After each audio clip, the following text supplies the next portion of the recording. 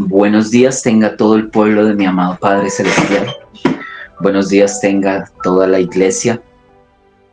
Muchas bendiciones desde este rincón de la tierra, desde esta cumbre de montañas, desde la cordillera de los Andes. Un saludo para todos.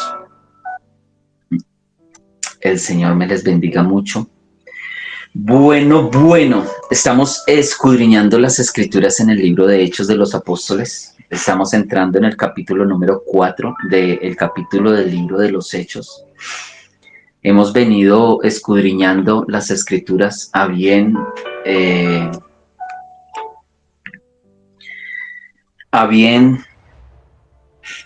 hemos tenido el poder alimentarnos, que el Señor nos alimente a través de su palabra todos los días, de lunes a viernes, en este devocional, en este altar congregacional.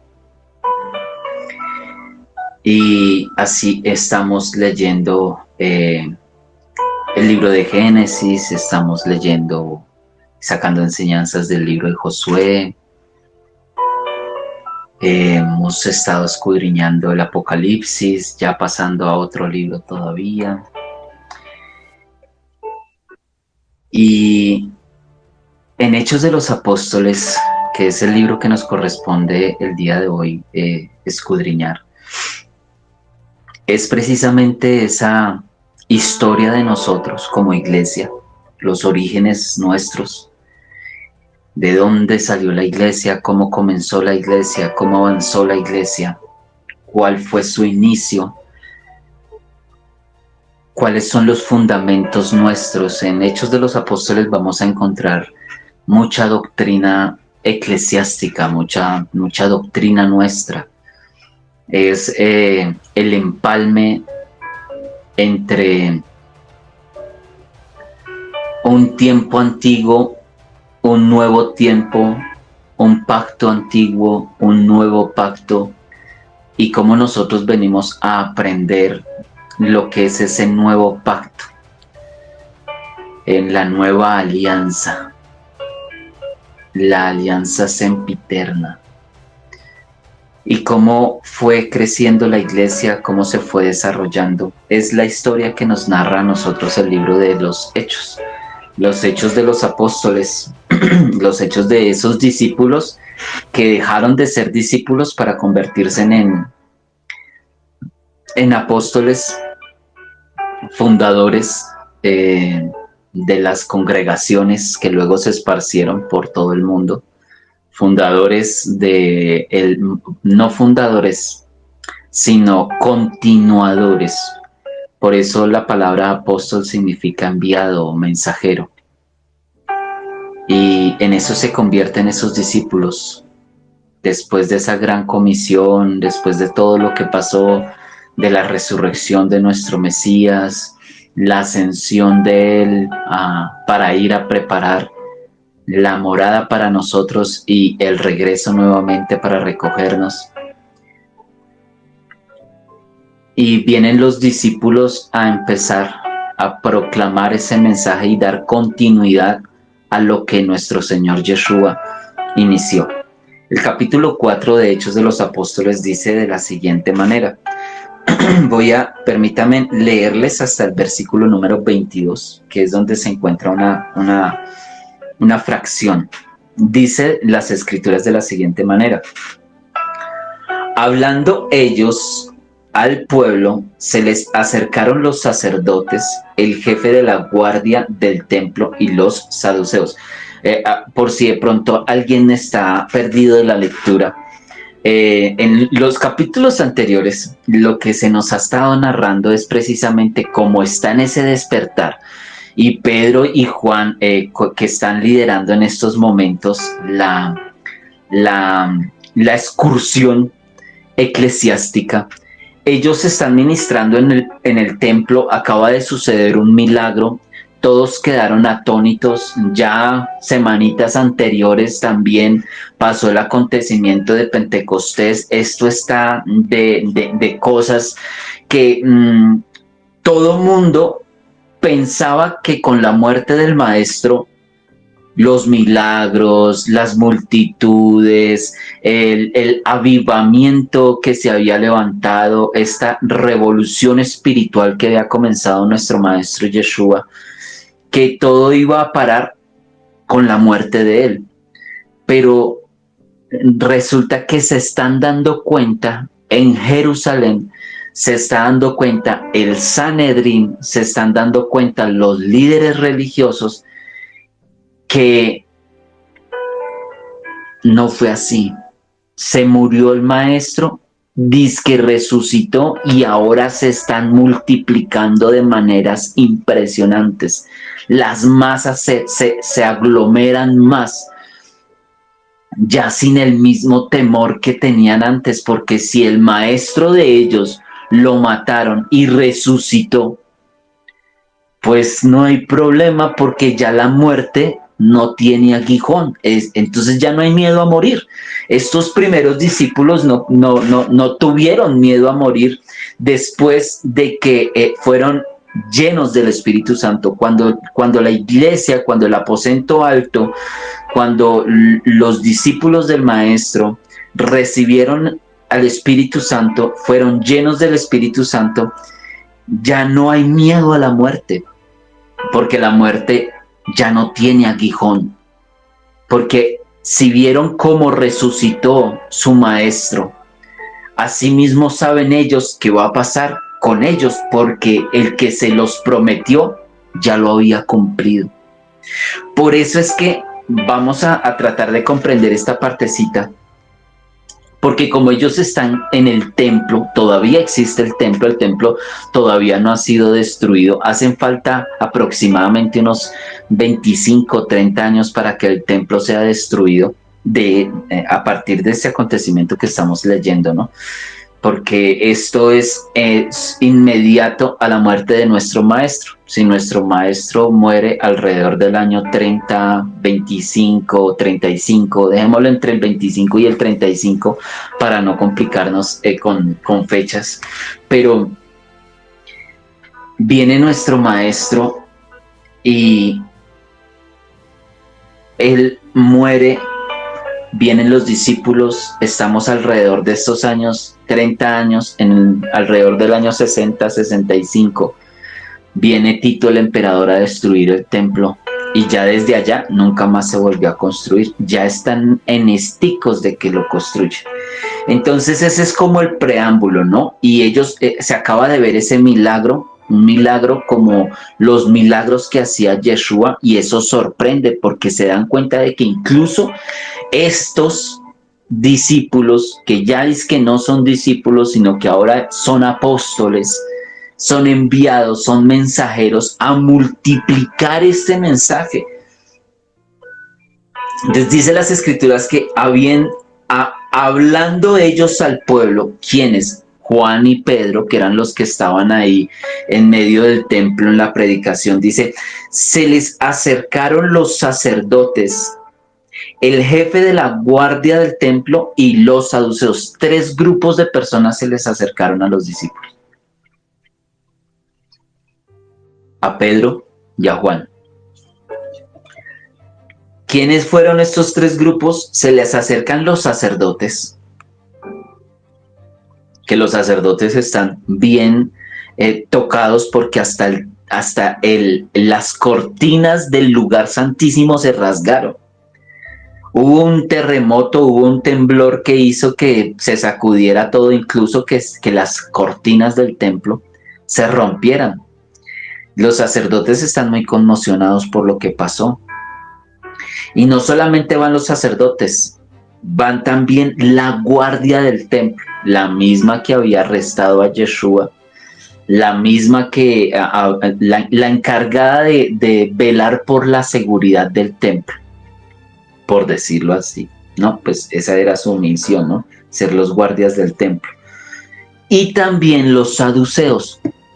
Y los saduceos era la corriente doctrinal que no creía en la resurrección, porque los otros eran los fariseos, 2 corrientes doctrinales muy fuertes que habían en aquellos tiempos. Pues habían más, pero esas eran como las más dominantes, los fariseos y los saduceos. Y para quienes de pronto no lo sabían, pues nuestro maestro pertenecía a la corriente de los fariseos, a los que creían en la resurrección. Yeshua predicaba de la resurrección. Por eso los encuentros doctrinales eran tan fuertes, porque los fariseos decían, pero es que él pertenece a nuestra corriente doctrinal, pero hay cosas que no compaginamos porque nos hace también aliarnos con nuestros enemigos doctrinales. Pues en vista de que nuestro maestro viene a traer un mensaje donde los viene a fusionar todos y a tratar de entenderlo todo desde la óptica del amor. Entonces, está el grupo de los saduceos, que son los que no creen en la resurrección. Está el grupo de los la guardia del templo, que son los que arrestan y los que pegan y los que tienen espadas. Y están los sacerdotes, que son pues como la autoridad espiritual máxima de Israel. Aunque el sumo sacerdote para estos momentos se encuentra en un shock, en un estado de shock muy fuerte, porque el sumo sacerdote para estas épocas es Anac y su yerno es Caifás, ¿no? Entonces Caifás y Anac son los dos que tienen, los dos que principales, por decirlo así, los dos principales responsables de la muerte de nuestro Señor Yeshua. Y ellos después de que ellos vieron todo lo que pasó con Yeshua, pues ellos están pasando por una situación muy difícil. Muy, muy difícil para ti. No debe ser fácil tener que enfrentar la vida sabiendo que muy posiblemente a quien tú ordenaste la muerte o confabulaste una muerte para con él haya sido el Cordero del Eterno, el Mesías de Israel. Eso es algo que por ahí encontraron precisamente partes de la carta que dejó Caifás, si no me falla mi memoria, en su tumba. Y lo que el hombre cuenta es fuerte, porque él no murió en paz, sabiendo que llevaba en sobre sí la responsabilidad de lo que había hecho. Pero bueno, entonces ese es como nuestro preámbulo, ¿no? Como para ir comprendiendo un poco mejor las escrituras, pues es mejor irlas explicando a medida que los vamos leyendo. Entonces, en ese contexto estamos, verso número 2. Muy enojados, o sea, ellos llegaron muy enojados, dice que llegaron estos tres grupos muy enojados porque ellos enseñaban al pueblo y anunciaban en Yeshua la resurrección de los muertos. ¿Ve? Es que estamos hablando de temas doctrinales. ¿Cómo así que estos, y tras del hecho, están anunciando la resurrección de los muertos? Y les echaron mano y los pusieron bajo custodia hasta el día siguiente, porque ya era tarde. Entonces ya los primeros encarcelados, ya vemos a los primeros presos por el testimonio del Mesías. Dice, verso número 4, pero muchos de los que oyeron la palabra creyeron, y el total de los hombres fue 5,000. En el primer sermón de Pedro se convirtieron 3,000. Pedro acaba de dar su segundo sermón y nos narra las escrituras que en su segundo sermón ya los que se arrepintieron y se convirtieron al camino del Mesías fueron 5,000 personas. 5,000 personas son muchas. Y eso estamos hablando de mucho pueblo. Al día siguiente aconteció que se reunieron en Jerusalén sus gobernantes y los ancianos y los escribas, y Anás, sumo sacerdote, y Caifás, y Juan, y Alejandro, y todos los que eran del linaje de los sumos sacerdotes. O sea, se reunió la crema y la nata, la de high class, la clase alta de Israel, los 72 ancianos, su Sanedrín completo, el sumo sacerdote y su yerno, que es Anás y Caifás. y se reúnen incluso a Alejandro y bueno, quién sabe, todos los que pertenecían al linaje del sumo sacerdote, que es que estamos hablando de gente con mucho poder y con mucho peso en Jerusalén, y se reunieron todos allá por la situación que se estaba presentando. O sea, no pudimos callarlos, no pudimos calmarlos. Dice entonces las Escrituras, y poniéndolos en el medio, les preguntaron, ¿con qué potestad o en qué nombre habéis hecho vosotros esto? Entonces Pedro, lleno del Espíritu Santo, les dijo, gobernantes del pueblo y ancianos, o sea, crema y nata, puesto que hoy se nos interroga acerca de un beneficio hecho a los hombres. Vuelvo a leer. Puesto que hoy se nos interroga acerca de un beneficio hecho a un hombre enfermo, por quien haya sido sanado sea notorio a todos vosotros y a todo el pueblo de Israel, que en el nombre de Yeshua de Nazaret, el Mesías o Hamashiach, a quien vosotros crucificasteis, a quien el Eterno resucitó de entre los muertos, por él este hombre está sano delante de vosotros. ¿Ustedes saben qué significa escuchar esto? Es que una cosa es leerlo, hermanos, pero otra muy diferente si nosotros hubiésemos estado allí. Por eso permítele al Espíritu Santo que en tu mente y en tu corazón te ilustre la Escritura. Te dé la oportunidad de verlo como si lo estuvieses viviendo. Haz de cuenta que tú estabas en medio de todos ellos y estás viendo cómo cogen y toman a Pedro y a Juan, los colocan alrededor de todos, están la crema innata de Israel ahí. Hace no muy poco mataron al maestro de ellos y ahora se están viendo las mismas cosas. Pensaban que el problema se lo habían quitado de encima y ahora no es un problema, son 120 problemas. Y tras del hecho viene Pedro y les está diciendo en su propia cara, hermanos, es que esto es impresionante. Les está diciendo al Sanedrín de Israel. Ustedes han visto a los judíos hoy en día, a los ortodoxos más que todo, cómo son ellos de celosos. O sea, ve tú a Jerusalén o mira documentales de Jerusalén, camina por sus calles y mira cómo son ellos de celosos con sus cosas, cómo son ellos de celosos con su tierra. Se están matando en estos momentos, literalmente se están explotando ahorita a punta de bombas y fuego que está cayendo del cielo. Por el celo que ellos tienen por su tierra y por el celo que ellos tienen por sus doctrinas, por sus dogmas, por sus enseñanzas. Y a Pedro, lleno del Espíritu Santo, porque es que Pedro no está hablando desde su propia perspectiva. Pedro era un pescador y para Pedro hubiese sido, en el Pedro anterior, saca la espada y les reparte espadas a todos y les dice, por haber matado a mi maestro. Pero este ya es un Pedro renovado, este es un Pedro lleno del Espíritu Santo y por eso la palabra lo aclara. Dice, Pedro levantándose lleno del Espíritu Santo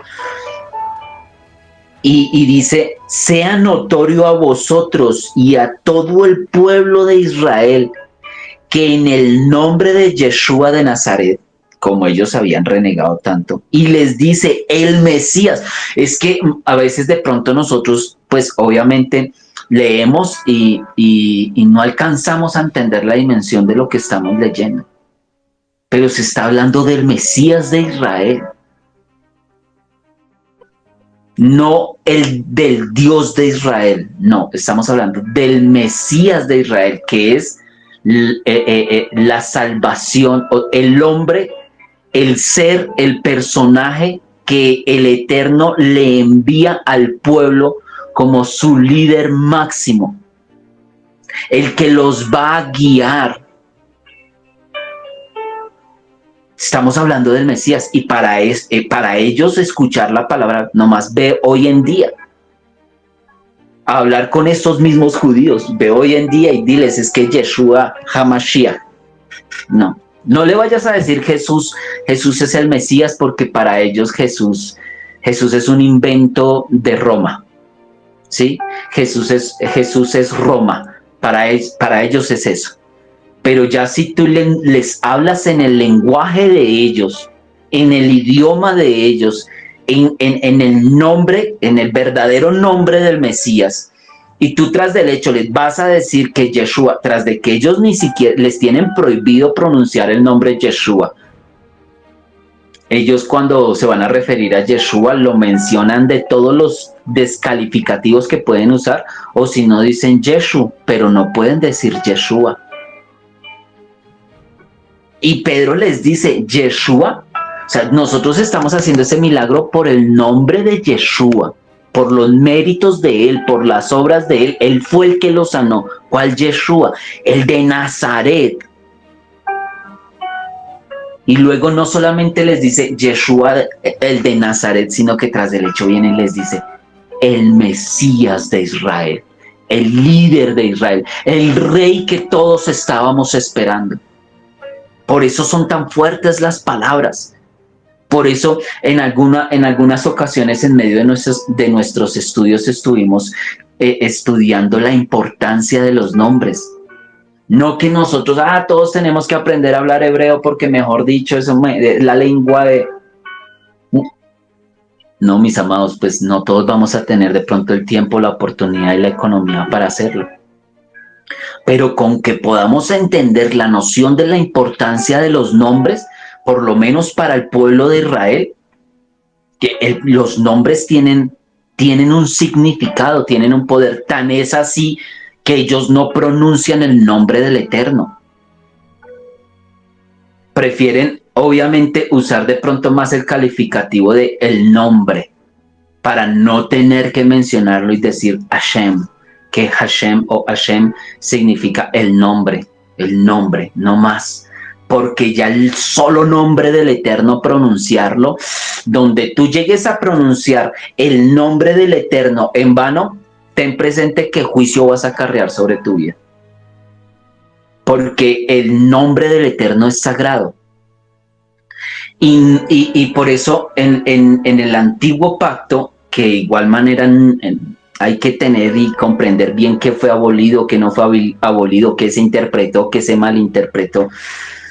Pero en el decálogo, en los 10 mandamientos, en la Shema, en el código sagrado de los judíos, de los hebreos, perdón, porque si no excluimos a Israel, de los hebreos,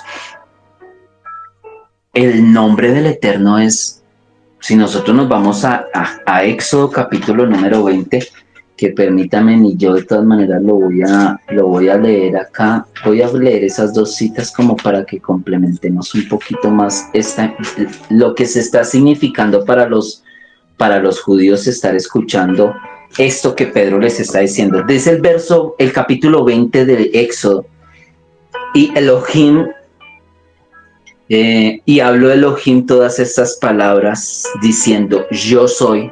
Y está el tetragramatrón, por lo menos acá en mi Biblia se encuentra el tetragramatrón, que son el IHVH, el Yod Hei Bat Hei, para no pronunciarlo completo.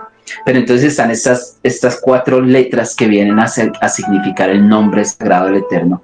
Y dice, yo soy Yod Hei Bat Hei, tu Dios, que te saqué de la tierra de Egipto, de la casa de esclavos. No tendrás otros dioses delante de mí, no te harás estatua ni imagen semejante de lo que está arriba en los cielos, ni abajo en la tierra, ni en las aguas debajo de la tierra. No te postrarás ante ellos, ni los servirás, porque yo soy Yod Hei Bat Hei, tu Dios, Dios celoso, que visita la iniquidad de los padres, sobre los hijos, hasta la tercera y cuarta generación de los que me aborrecen. Pero hace misericordia a millares de los que lo aman y guardan sus mandamientos. No tomarás el nombre de Yod-Heh-Vav-Heh, tu Dios, en vano, porque Yod-Heh-Vav-Heh no tendrá por inocente al que tome su nombre en vano. Acuérdate del día del Shabbat para que seas santificado. 6 días trabajarás y harás toda tu labor, pero el séptimo día es Shabbat para Yod-Heh-Vav-Heh, tu Dios. No harás labor alguna, tú, ni tu hijo, ni tu hija, ni tu siervo, ni tu criada, ni tu animal, ni tu extranjero, porque está dentro de tus ciudades. Porque en 6 días hizo el Eterno los cielos y la tierra, el mar y todas las cosas que en ellos hay, y reposó el séptimo día. Por tanto, Yod-Heh-Vav-Heh ha bendecido el día del Shabbat y lo ha santificado. Hasta ahí, miren, hasta ahí son los primeros 5 mandamientos que tienen que ver con el Señor. Los otros 5 mandamientos tienen que ver con el prójimo. Pero desde el primer, o sea, en los primeros 5 mandamientos de los 10 mandamientos generales de Israel, en los 5 primeros todos tienen que ver con el Eterno. Y él dice, dentro de los mandamientos, uno de los mandamientos es que nosotros no podemos tomar el nombre del Eterno en vano. Que aquella persona que tome el nombre del Eterno en vano, o sea, si tú vas a mencionar el nombre del Eterno, es porque definitivamente hay algo que merece la ocasión para que el Señor no te vaya a tomar. Dice él, no lo estoy diciendo yo. No es que yo acá me las quiera dar de religioso. Es que él dice, verso 7 del capítulo 20 de Éxodo, no tomarás el nombre de Yod-Heh-Vav-Heh, tu Dios, en vano, porque Yod-Heh-Vav-Heh no tomará por inocente al que tome su nombre en vano. O sea, si vas a mencionar el nombre del Eterno es porque la ocasión lo amerita. De resto, ¿para qué? Si no se necesita, no se menciona. Si no es necesario, no se menciona, porque es algo sagrado.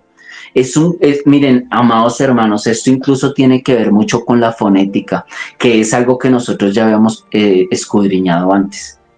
Como tú pronuncias las cosas, por eso es que el Señor dice tanto que las palabras tienen poder, que nosotros tenemos que cuidar mucho todo lo que profesa nuestra boca, porque el problema es que nosotros en muchas ocasiones, cuando no comprendemos el lenguaje, somos maldicientes. Y una persona maldiciente no es una persona que todo el día vive maldiciendo la vida y todo el día vive, no, es que tú puedes ser maldiciente cuando tú estás usando un mal lenguaje, porque estás mal diciendo, mal hablando, mal proclamando. Cuando tu palabra, cuando tú dices una palabra, cuando tú hablas desde un corazón incorrecto, cuando tú injurias, cuando tú reniegas, todo eso es un lenguaje maldiciente.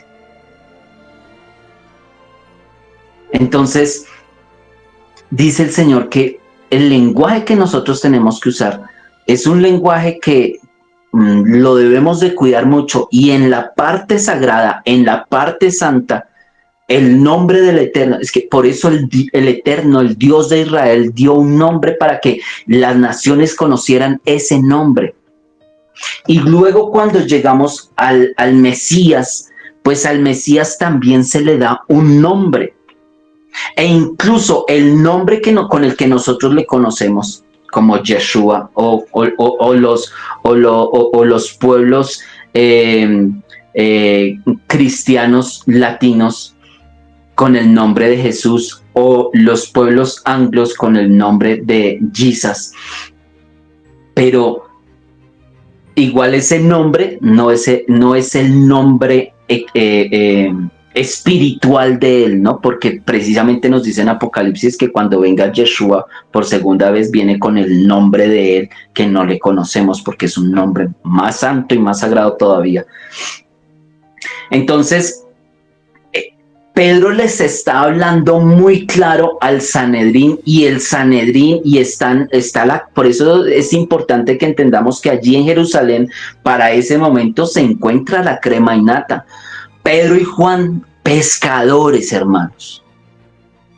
Pescadores. Y estos dos pescadores, ex pescadores de peces, ahora pescadores de hombres, estos dos pescadores de hombres se encuentran delante. Ahí no lo menciona la palabra, pero ahí estaba Gamaliel. Gamaliel era el líder de una de las dos escuelas por decirlo así, de teología más grandes que habían en aquellos tiempos. De hecho, uno de los discípulos de Gamaliel se está formando para llegar a ser uno de los grandes maestros de Israel y levantar una persecución contra la iglesia que hasta ahora están haciendo, que va a ser Saulo o Saulo de Tarso. Y aquí se encuentra la crema y la nata, y que Pedro, un pescador, les esté diciendo a ellos que ellos fueron los que mataron al Mesías de Israel. Esto es delicado. Y por eso la Escritura nos coloca de antemano que Pedro y Juan lo hicieron, pero porque estaban llenos del Espíritu Santo, porque donde no hubieran estado llenos del Espíritu Santo, ni la sabiduría para poder hablar con ellos tendrían. ¿Por qué? Porque precisamente estamos hablando de los sabios de Israel. Hablar de los sabios de Israel, mis amados hermanos, estamos hablando de personas que en cuanto a conocimiento, los sabios de Israel manejan, hermanos, miren, con decirlos así que dentro de ellos, ¿no? Dentro de ellos, que en algún momento lo hablábamos, solamente para que un estudiante en Israel de palabra, de Torah, de ley, pueda llegar a estudiar las esferas más altas del conocimiento de ellos, mínimo tiene que tener entre 30 y 40 años de llevar estudiando las Escrituras. No leyéndolas, estudiándolas, porque una cosa es que tú leas las Escrituras y otra cosa es que tú estudies las Escrituras. Nosotros podemos leer las Escrituras como Fórmula 1. Rápido, rápido, como si tuviéramos afán. Una cosa es leer las Escrituras y otra muy diferente es escudriñar las Escrituras, meditar en la palabra, saciarse de ella, empezar como ratoncitos a escudriñar, a entender qué significa esta palabra, qué significa este nombre, qué significa este pueblo. Eso es escudriñar las Escrituras. Y una cosa es leerlas. Leerlas. Todo el mundo lee palabra. Pero meditar en las Escrituras, estudiar las Escrituras ya es algo diferente.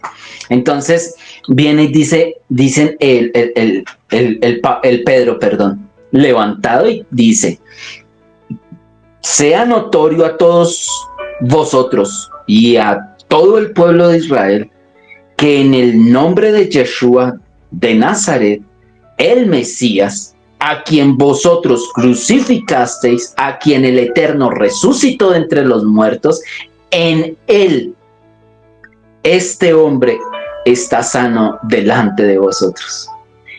Este es la piedra reprobada por vosotros los edificadores, la cual ha venido a ser cabeza del ángulo, y en ningún otro hay salvación, porque no hay otro nombre bajo el cielo dado a los hombres en quien podamos ser salvos. Aquí no están hablando de Jesús, aquí están hablando de Yeshua. Y el contexto es importante entenderlo, ¿Por qué? Porque miren la conversación cómo se está dando. ¿Ustedes por qué están haciendo estos milagros? Y él les está diciendo, pues, ¿se acuerdan del que crucificaron ustedes mismos? Porque Pedro les está hablando y les está diciendo las cosas claras porque ellos entienden de lo que se está hablando. Y cuando él viene, es que cuando se pronuncia Yeshua en hebreo, están diciendo es la salvación que proveyó el Eterno, la salvación que provee el Eterno, la provisión del Eterno. Eso significa Yeshua. No podemos aquí hablar en cuanto a que Jesús, porque el nombre Jesús viene a ser puesto por la Iglesia Católica después del primero, del segundo concilio que tuvieron ellos. Entonces, nosotros podemos cambiarle el nombre al maestro. Cualquier persona lo puede hacer. Una cosa es que nosotros podamos y otra cosa es que sea correcto y que no sea correcto. Porque si nosotros vemos entonces el maestro ahora cuántos nombres tiene y solamente tuvo un nombre. Así como el Eterno tiene un nombre, tiene 72 otros nombres, pero que tienen que ver con sus cualidades, con sus atributos, y estamos hablando es del Eterno. En el campo espiritual, cuando tú pronuncias una palabra, en el campo espiritual, o sea, tus palabras van cargadas de ondas. Y esas ondas que se pueden convertir en partículas también, porque ya estaríamos hablando de algo cuántico, de ciencia cuántica, de mecánica cuántica. Tus palabras se transforman en ondas, tus ondas se convierten en partículas, en fotones. Eso tiene que ver con la luz, eso tiene que ver con una cantidad de cosas que a nosotros, como no las vemos, pues... Pero es que precisamente este versículo del versículo 12 de Hechos de los Apóstoles es tan significativo porque dice, y en ningún otro hay salvación, en ninguna otra persona, porque Él es el camino, Él es el puente, Él es la conexión con el Padre. Dice, y en ningún otro hay salvación, porque no hay otro nombre bajo el cielo dado a los hombres en quien nosotros podamos ser salvos. No hay otro nombre. Por eso les estaba diciendo anteriormente que para los judíos ese nombre, ese sí causa problemas. Dígale como le quiera decir, pero no vaya a usar el nombre espiritual de veritas, porque eso sí ya va a causar algo en el pueblo judío. Ellos, por eso, Jesús, sí, Roma. Ellos van a relacionar Jesús con Roma, Jesus con Roma, con todo esto del cristianismo universal, de cuando se llevó a todas las naciones, pero cambiados los nombres y los personajes. Porque eso fue lo que hizo Roma. Roma cambió los nombres, los personajes, adulteró, pues porque Roma es lo que hablábamos en algún devocional. Roma es la misma Babilonia, antecitos de Babilonia. Roma es el helenismo fundado por Carlomagno.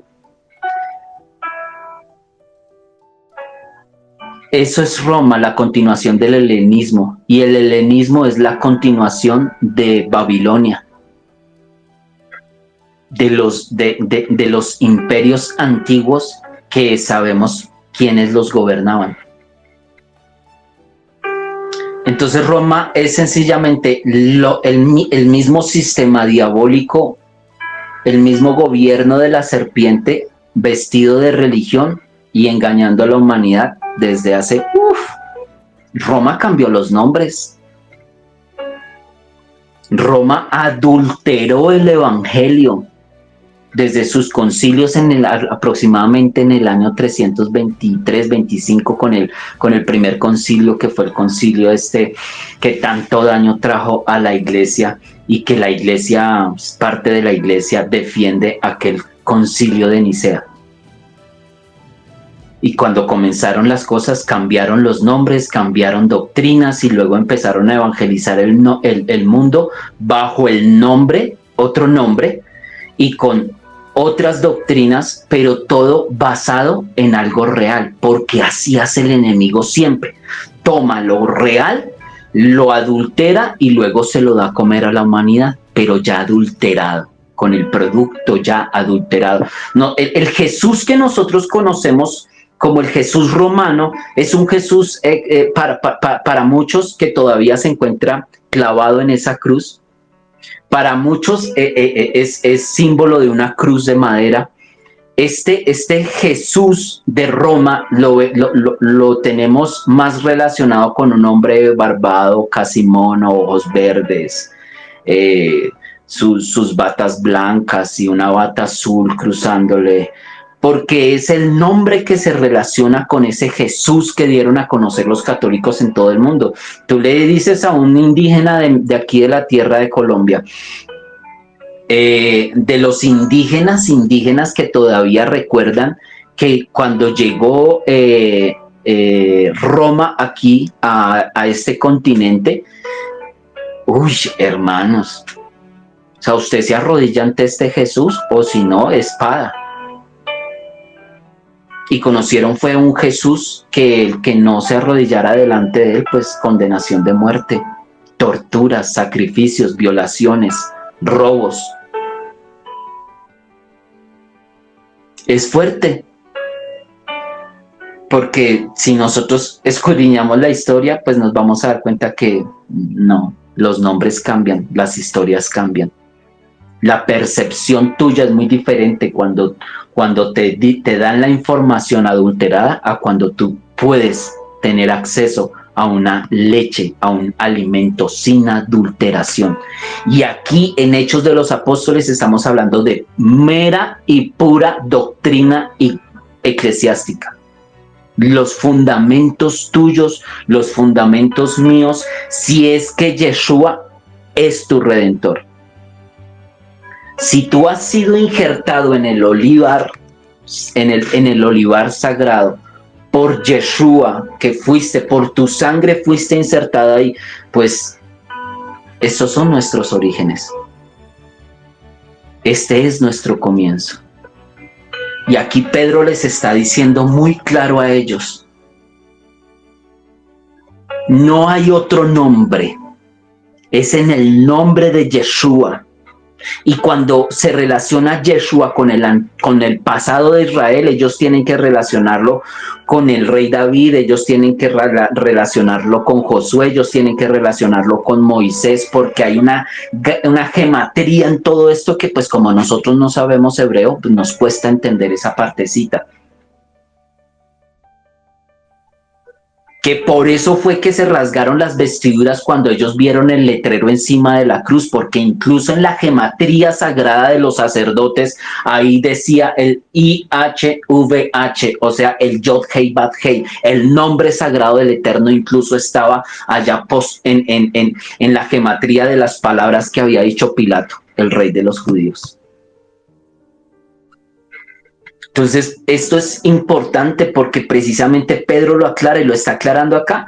Y en ningún otro hay salvación, porque no hay otro nombre bajo el cielo dado a los hombres en quien podamos ser salvos. Y si no hay otro nombre, entonces ¿por qué le cambiamos el nombre? No hay otro nombre. Así como nosotros no le podemos cambiar el nombre al Eterno, tampoco le podemos cambiar el nombre a su Hijo. De resto de todos los personajes bíblicos, si quieren, cambiémosles el nombre, y de Moshe, digámosle Moisés para entenderlo mejor, y de Miriam, digámosle María, para ver si asimilamos un poco mejor la información. Pero en cuanto al Eterno y su plan de redención y su Hijo, estamos hablando ya de cosas sagradas, santas. Verso 13. Observándolo entonces la osadía de Pedro y de Juan, y percatándose de que eran hombres del vulgo y sin letras, se asombraban y reconocían que ellos habían estado con Yeshua. Claro, ya cuando los escucharon hablar, y estos luego no eran, esos luego no son los pescadores. Y tras del hecho, esos no son los pescadores de Galilea. Es que ustedes saben que era Galilea en aquellos entonces. En los tiempos de nuestro maestro en Galilea no, la gente pobre. Es que es más, es como que escasamente medio hay una sinagoga y eso de las más ahí, como por hacer presencia ya. Y ni hablar de Nazaret, que era todavía, como que ni sinagoga tenía. Si Nazaret tenía una más pequeña todavía, y Galilea, en Galilea era, por eso se le decía Galilea de los gentiles, porque en Galilea había mucho israelita, y pues ustedes, judíos e israelitas, en esos momentos estaban en discordia, y eso que pertenecían a la misma raíz.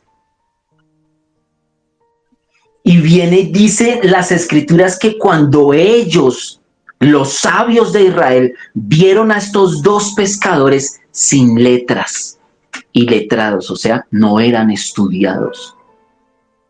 Porque es que una de las particularidades y de las características que tuvo nuestro amado maestro era precisamente la sencillez de él en su mensaje y en llevarle las profundidades espirituales de Israel al pueblo, al pecador, a la prostituta, al ladrón, al cobrador de impuestos, a los endemoniados, a los paralíticos, a los leprosos, a donde nadie iba porque la crema y nata se les ensuciaban sus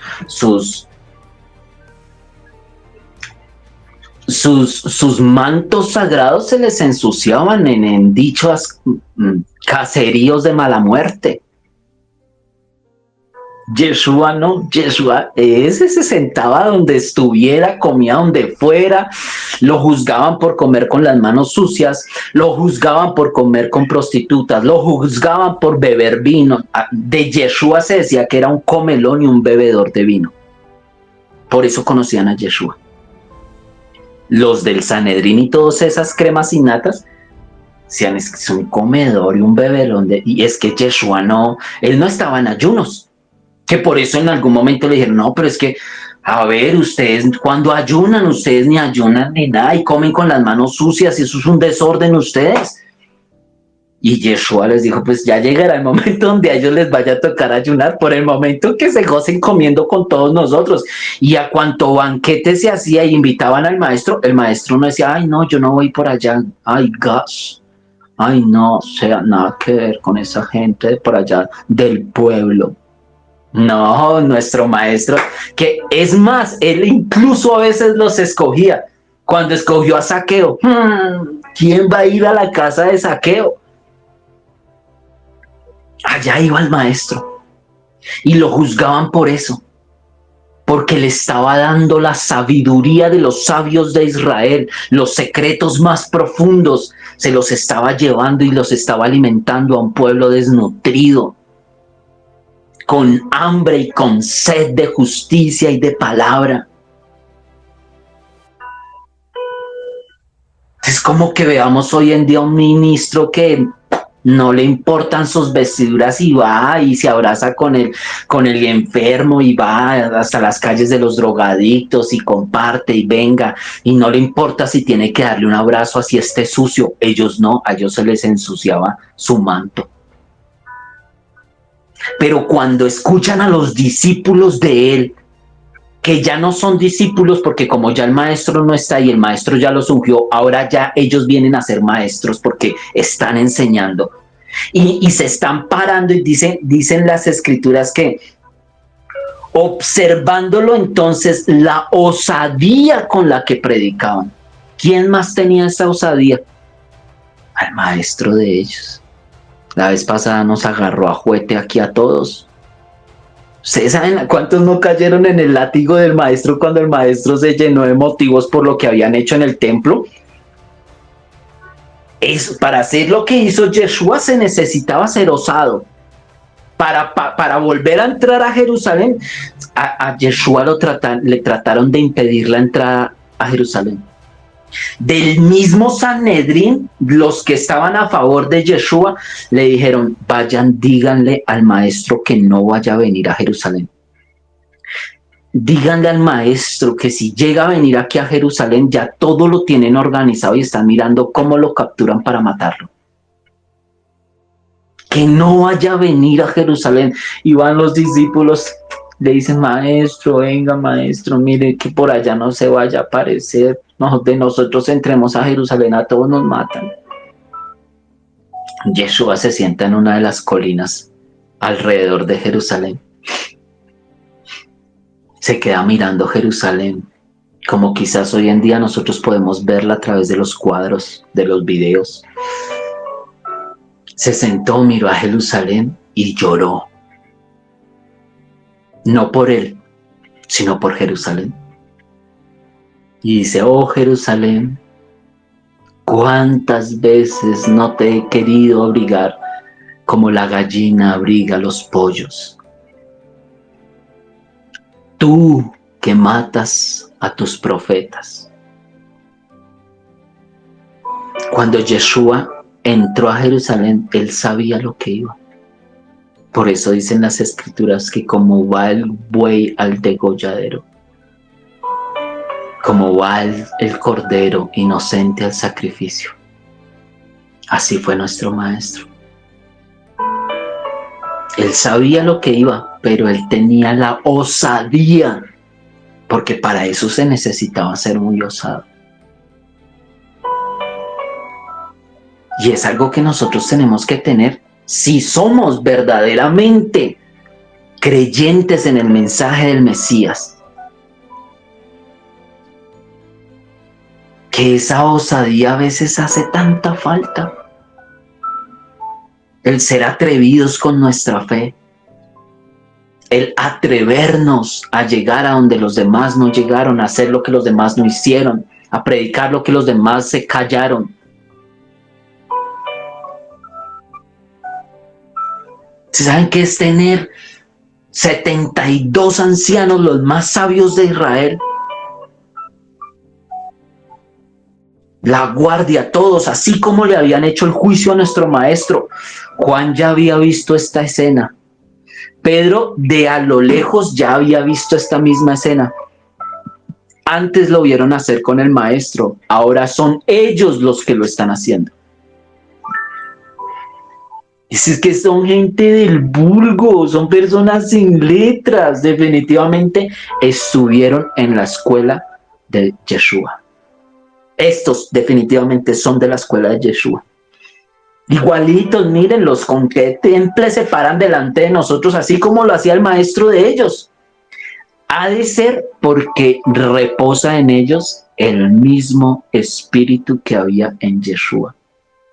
Por eso Yeshua les dijo: si yo no me voy, el Paracletos no viene. O sea, es necesario que yo vaya al Padre para que el Padre les dé a ustedes el Paracletos, el otro consolador. Él los guiará. En ningún momento Yeshua dijo: vea, yo me voy, pero les vamos a mandar otro Dios. No, porque no podemos confundir los términos. El Espíritu Santo no es un Dios. El Espíritu Santo no es un Dios. El Espíritu Santo es nuestra guía, es el Espíritu del Eterno. Y no es el único Espíritu. Estamos hablando de una parte especial del Eterno que nos dio a nosotros como iglesia, que se lo dio también a nuestro Maestro Yeshua, que es una parte divina y sagrada del Eterno, sí, pero no es el Eterno. Porque nosotros no podemos tener otros dioses, solamente hay un Dios. Y un mediador entre Él y nosotros, Yeshua. Y una guía, ahorita, una compañía, el Espíritu Santo, el Paracletos. Y ellos están llenos de ese Paracletos, están llenos de ese espíritu, del mismo espíritu que acompañó al maestro, ahora lo tienen ellos y se levantan con osadía y les dicen en su cara lo que les tienen que decir. No les mandan mensajitos, no les mandan razones. Dice entonces la escritura 14, versículo 14 del capítulo 4 de Hechos, y viendo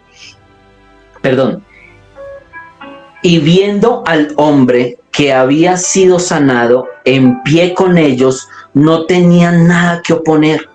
Entonces les ordenaron que salieran fuera del Sanedrín y deliberaban entre sí, diciendo, ¿qué haremos con estos hombres?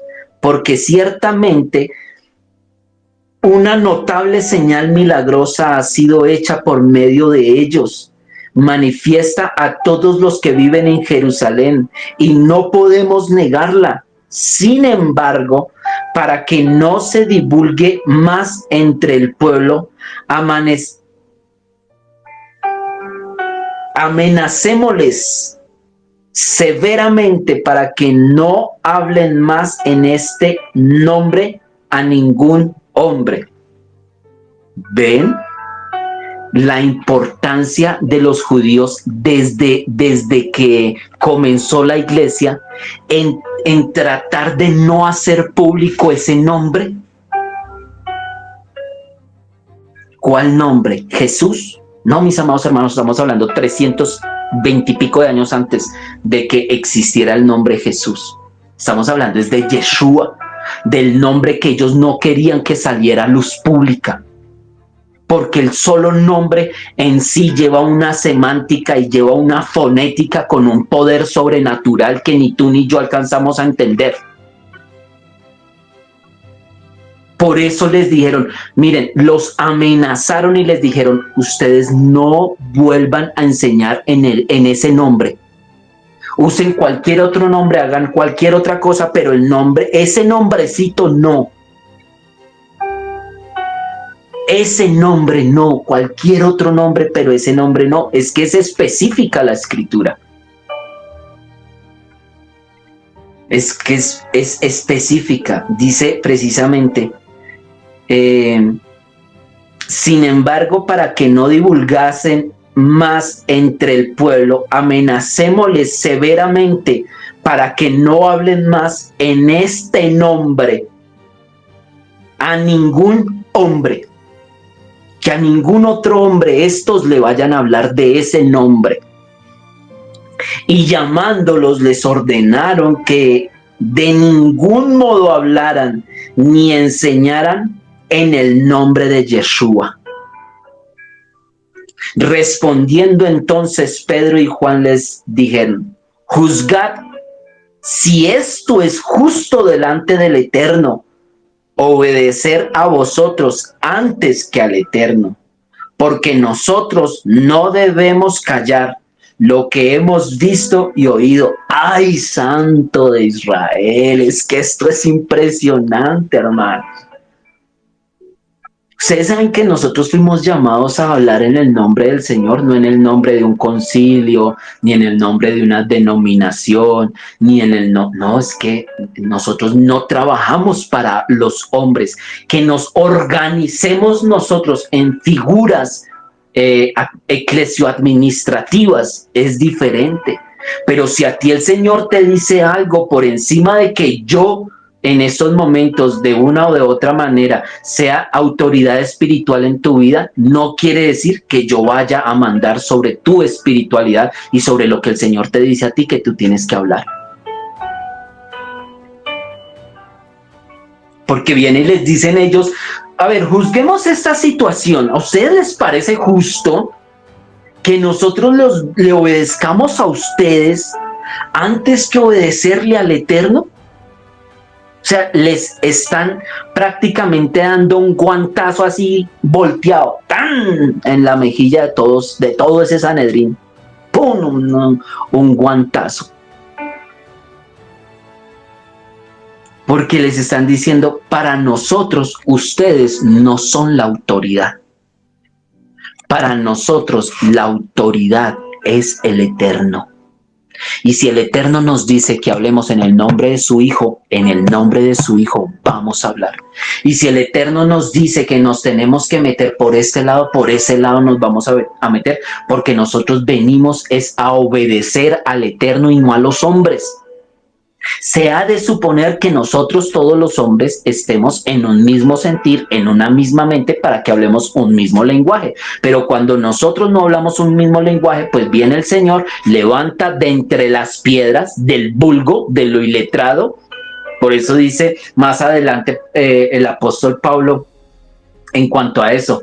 Y dice precisamente que de lo vil, de lo menospreciado, de lo que no era, tomó el Señor para avergonzar a lo que se dice ser y no lo es, a la sabiduría de la tierra. Hoy los hombres sabios e ilustrados, venga que voy a coger para pescadores que ni siquiera tienen Torah en su vida letrada, ni siquiera sabrán leer ni escribir. Pedro no, a Pedro le escribieron. Ya Juan fue el que más tuvo, porque como era el más joven, tuvo el tiempo para poder aprender y luego escribir. Pero ellos eran personas pescadores y los pescadores no tenían la oportunidad de estudiar. Ellos escuchaban Torah audible y cuando se congregaban en sinagoga por ley. Pero de leer, el que era el maestro era Yeshua. Entonces viene y les dice, juzguen ustedes a ver a quién es que nosotros debemos de obedecer, a los hombres o al Eterno, porque nosotros no podemos callar lo que hemos visto y oído. Ellos entonces no hallaron cómo castigarlos por causa del pueblo, amenazándolos aún más, los soltaron, pues todos glorificaban al Eterno por lo sucedido, porque el hombre a quien habían sido hecho este milagro de sanidad tenía más de 40 años. Lo que quiere decir que este hombre que recibió el milagro sabía quién era Yeshua, había visto a Yeshua, vio a entrar a Yeshua en Jerusalén, escuchó el rumor de Yeshua, pero pues Yeshua no lo salvó en ese momento. No se le hizo el milagro en ese momento. Esperando el Señor lo dejó para que tiempo más adelante fuese a recibir el milagro, pero no directamente de parte de él, sino ya de sus discípulos y seguir glorificando el nombre del Eterno, porque todo tiene su tiempo. Y eso es algo que con lo que vamos a cerrar, que a veces no entendemos, que los tiempos del Eterno son perfectos. Él no llega antes, Él no llega después. Él llega, obra, actúa, habla, procede en el tiempo en el que Él a bien le parece correcto. Mi amado hijo se encuentra en una situación mental y espiritual fuerte, porque una de las cosas que él no entiende y que de pronto él no entendió en su momento era cómo él había derramado su corazoncito delante de la presencia del Señor para que el Señor le hiciera el milagro en su familia, y no se lo concedió el Señor. Él clamó al Señor, al Dios de sus padres, al Dios que le enseñaron sus padres.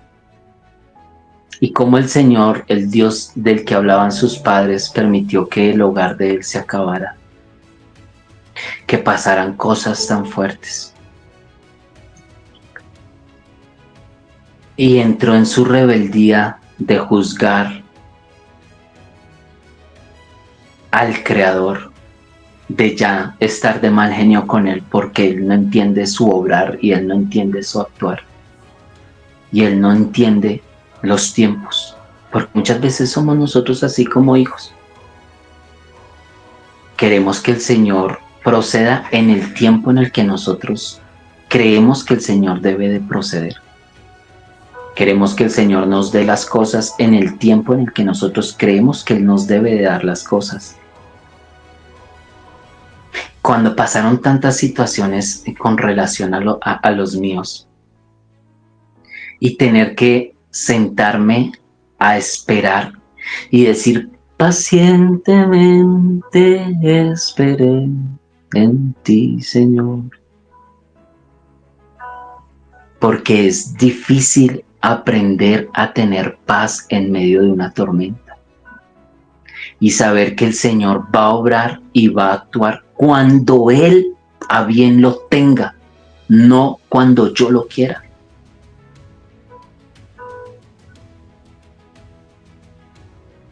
Este paralítico llevaba más de 40 años en esa situación. Vio pasar por las calles de Jerusalén muchas cosas. Acabó de ser testigo de algo que pasó con Yeshua. Reconoció a los discípulos de Yeshua cuando iban entrando al templo. Les pidió una limosna. Ellos le dijeron, ¿sabe qué? Nosotros no tenemos oro y no tenemos plata, pero de lo que nosotros tenemos sí le vamos a dar a usted. Y en el nombre del Señor Yeshua, reciba ese milagro. Y ese hombre recibe el milagro y entiende que fue él mismo que había sanado a aquellos que habían sido sanados allá en Jerusalén.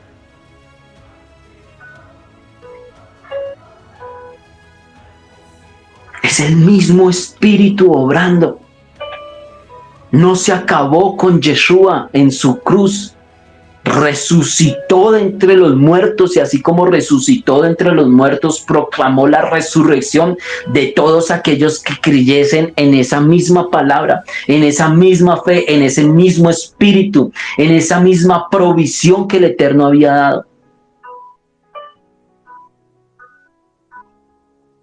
Si el mismo espíritu que estuvo en Yeshua fue el mismo espíritu que vino a estar con los apóstoles en la iglesia primitiva, ese es el mismo espíritu que nos permite hoy en día estar acá en pie.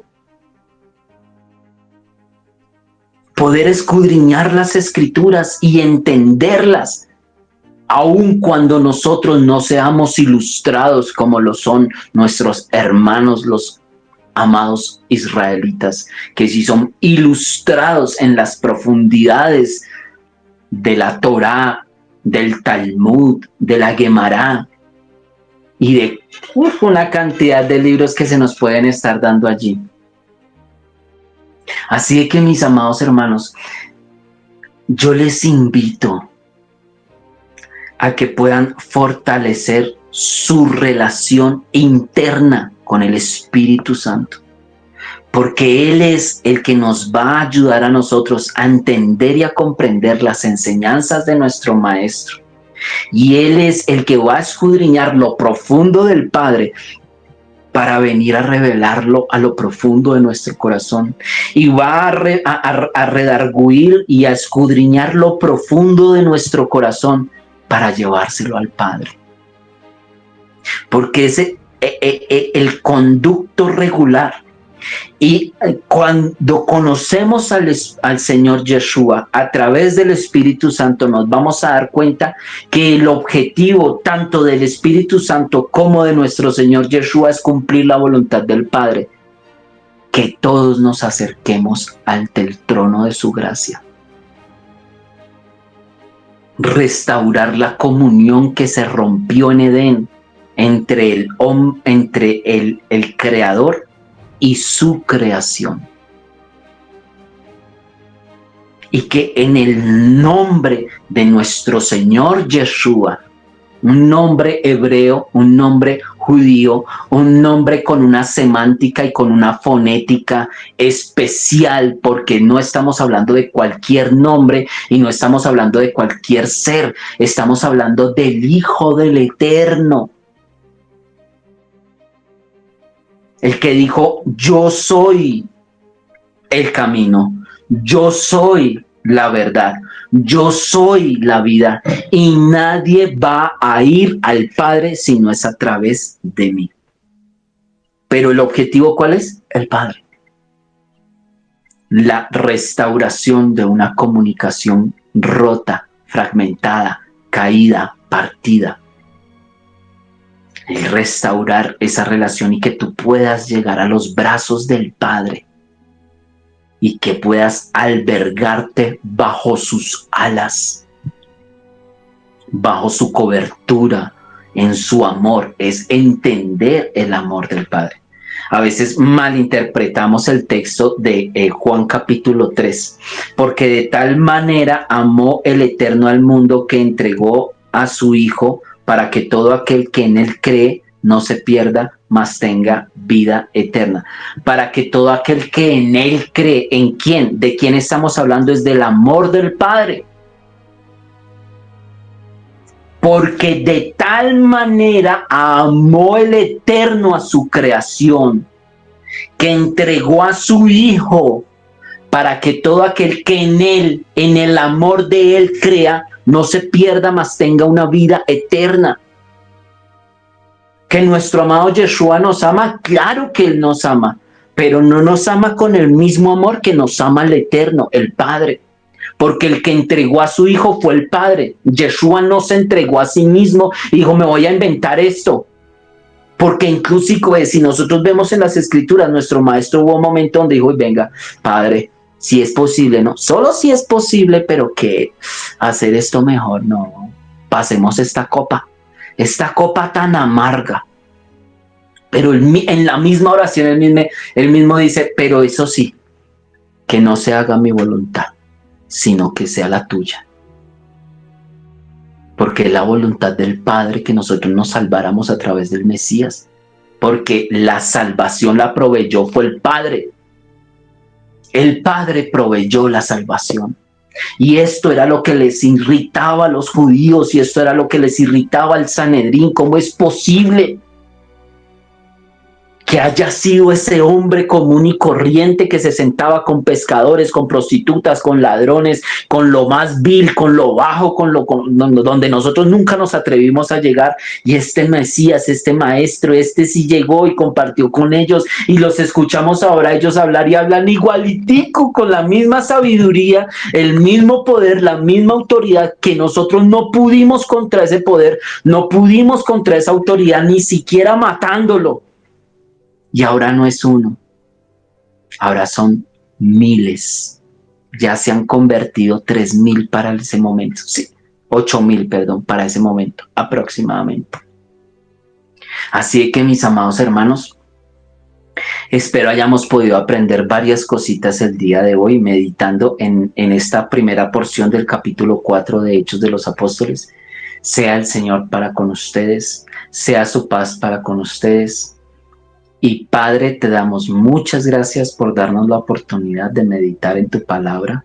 La importancia, Señor, de tu palabra en nuestras vidas, de aprender, de meditar en los escritos. Gracias te damos por traernos paz, porque tu paz, Señor, es tan importante y tan dispensable.